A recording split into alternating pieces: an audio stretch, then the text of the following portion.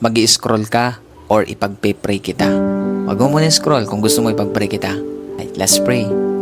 Father God in heaven, in the name of Jesus, with the power of the Holy Spirit, Panginoon, salamat po sa mga oras na ito.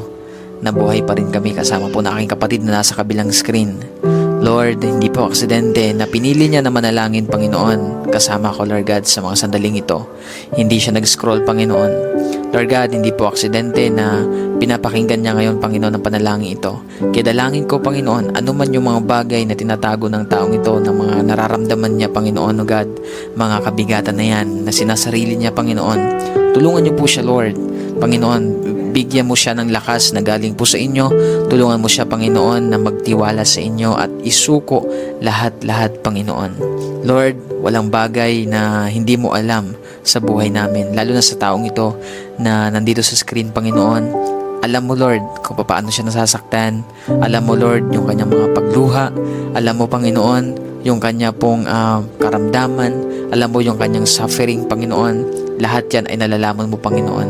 Kaya naman, Lord, tulungan mo siya ngayon, Lord God, na i-lay down ito sa inyo, Panginoon. Dahil the moment, Lord, na isuko niya ito sa inyo, doon niya mararamdaman yung kaginhawaan, yung kapayapaan, yung kalakasan, kagalakan sa kanyang puso, Panginoon. Kaya I pray right now, Lord, hayaan mo ibuhos mo ngayon ang kapayapaan na hinahanap niya, Panginoon. Hindi niya yan makikita, Lord, sa ibang bagay, kundi makikita lamang niya ito sa inyong presensya.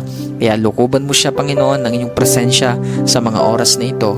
Dalangin ko po, Lord, na maramdaman niya ang pagyakap mo na napakahigpit, Panginoon.